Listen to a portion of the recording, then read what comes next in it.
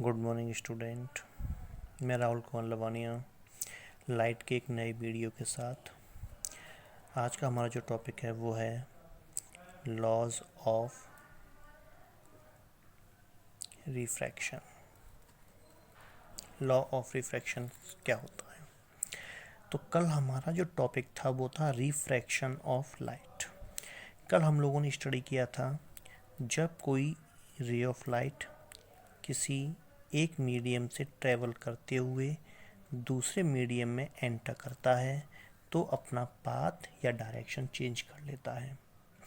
तो ये जो फिनोमेना था उस फिनोमेना को हमने बोला था रिफ्रैक्शन ऑफ लाइट। इसमें ये रे ऑफ लाइट जो इस इंटरफेस क्या होता है? इंटरफेस एक बाउंड्रीज होती है जो दो मीडियम को सेपरेट करती है। ये जो रे ऑफ लाइट है जब इस इंटरफेस पर इंसिडेंट करती है तो उस रे ऑफ लाइट को बोलते हैं हम इंसिडेंट रे। और जो सेकंड मीडियम एंटर होने के बाद अपना पाथ चेंज कर लेती है उसे बोलते हैं हम रिफ्रैक्टेड रे। और हम जानते हैं कि a normal is also work at perpendicular to the surface के परपेंडिकुलर जो लाइट होती है वो ऑलवेज वर्क करती है सरफेस के परपेंडिकुलर। नॉर्मल और इंसिडेंट रे आपस में एक एंगल फॉर्म करते हैं जिसे बोलते हैं incident angle.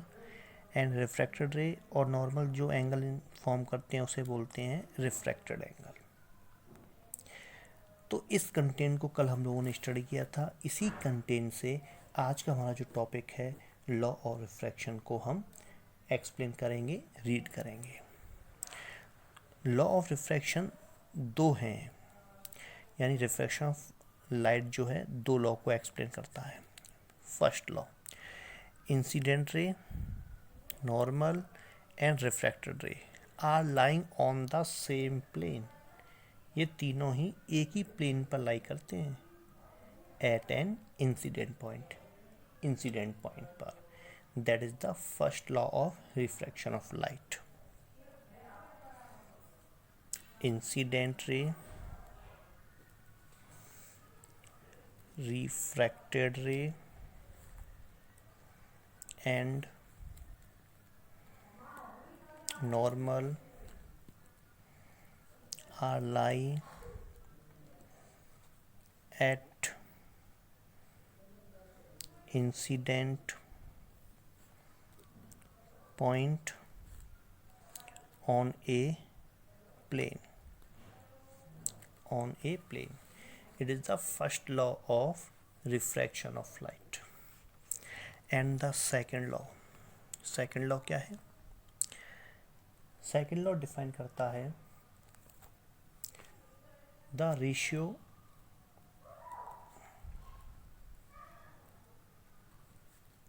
Of the sine of the angle of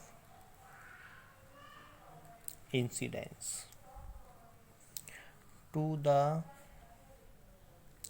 sine of the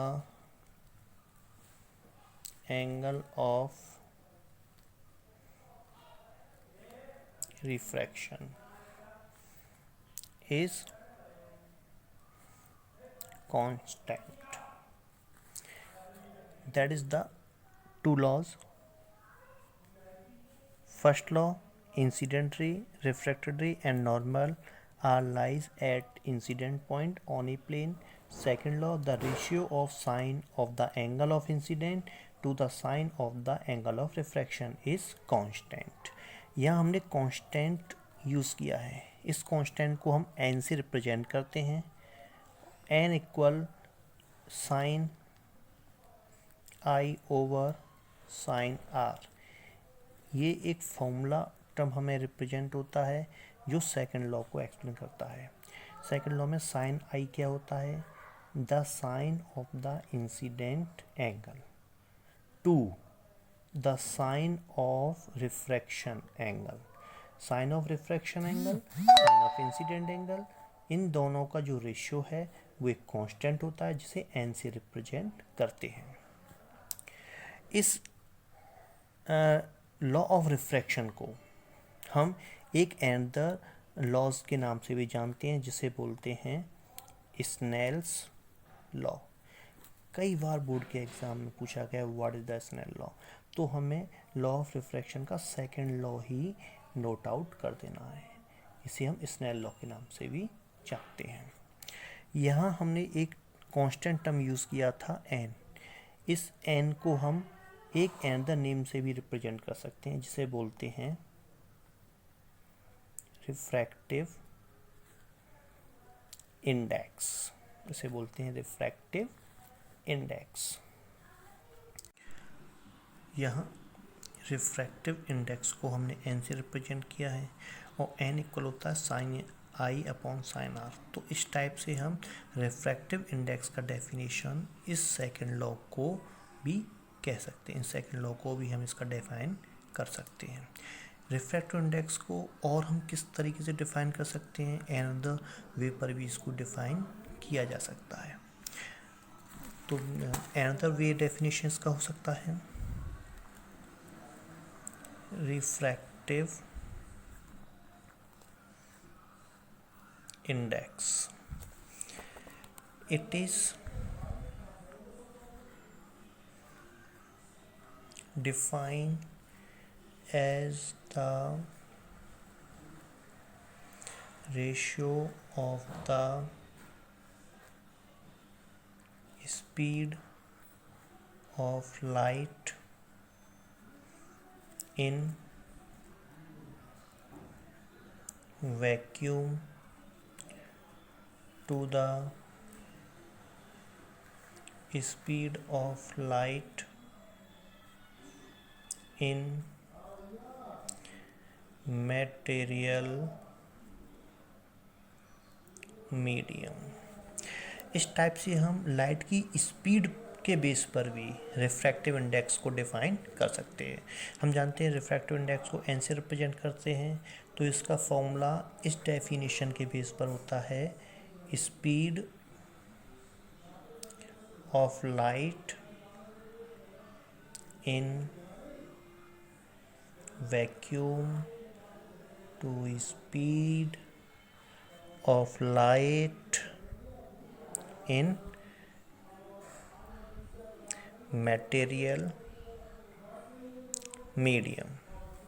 तो इस टाइप से रिफ्रैक्टिव इंडेक्स को हम यहाँ भी डिफाइन कर सकते हैं। Speed of light in vacuum को हम c से रिप्रेजेंट करते हैं।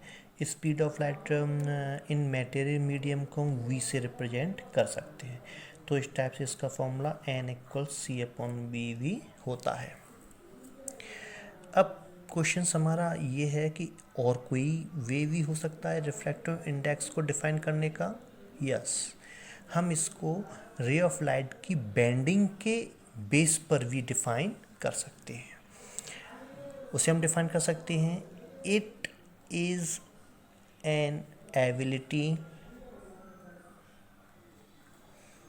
Of bending of light in a medium। It is an ability of bending of light in a medium। Different medium में डिफरेंट एबिलिटीज़ होती है किसी लाइट के बेंड करने की या लाइट के रिफ्रैक्ट होने की। वो उस मीडियम को या उस एबिलिटी को भी हम रिफ्रैक्टिव इंडेक्स या इंडेक्स ऑफ रिफ्रैक्शन से भी डिफाइन कर सकते हैं। आज का हमारा टॉपिक इतना ही है और आपको ये टॉपिक समझ में आया है, नहीं आया है तो उसको क्वेश्चंस की फॉर्म में हमें पूछिए, मैं आपको उस क्वेश्चंस को क्लियर करने की कोशिश करूँगा। Thank you and have a nice day.